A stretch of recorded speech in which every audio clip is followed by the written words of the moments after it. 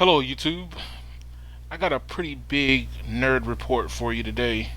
Um, Last night, T-Mobile and SpaceX had a coming together, and they are going to be working together to bring 5G connectability to your phone from satellites.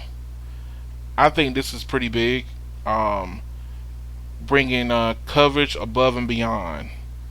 Let's dig into this a little bit. So, T-Mobile, being a cell phone carrier, doesn't have a lot of coverage compared to their counterparts, AT&T and Verizon. So partnering up with SpaceX to bring cell phone connectivity to the masses in more places is probably their utmost priority right now. And with them teaming up with Starlink to provide coverage, you're looking at 2 to 4 megabits per second downlink to your phone. Uplink, it's probably maybe a couple of 100 kilobits per second, but enough to be able to make a phone call, enough to be able to send a message, text message, SMS message, as you can see here. Um, this type of partnership, I'm all for. Uh, the the ability to be able to connect more people in more places is very, very important. And you know, there are going to be places in the coverage of the United States that will never see a cell tower at all. Period. You know, you could be at the Grand Canyon in certain parts and there's no cell phone coverage at all. And I think that doing this, you might live in the mountains somewhere, you might live in an off-grid, forestry area.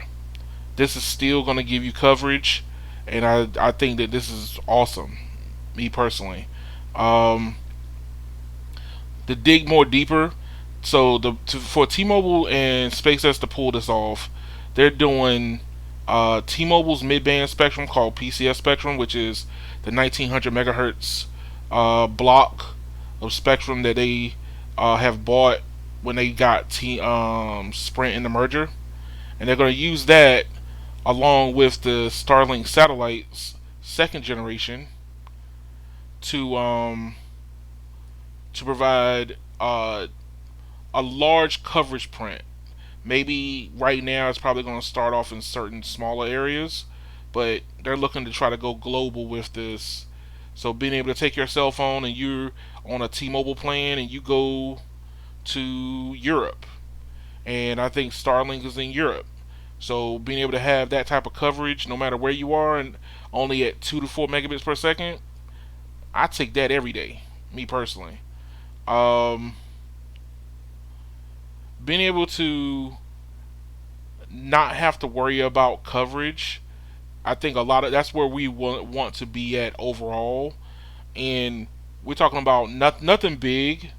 We're talking about being able to make a phone call, send a text message, receive a text message, and being able to update your navigation maps of choice. Your Waze, your Apple Maps, your Google Maps. These things can run off 2 to 4 megabits per second. Nothing major, just being able to give you maybe even some real time traffic. These things are important. Um, I'm gonna link this article in the description so you can have a chance to look it over, read it, and also link to this. The link to the Verge has the YouTube link also. So like, share, and subscribe.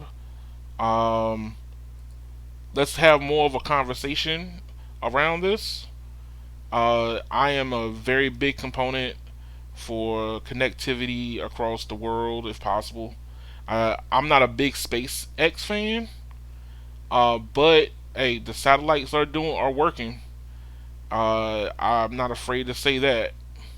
But leave your opinion in the comments below, and I will respond to them accordingly.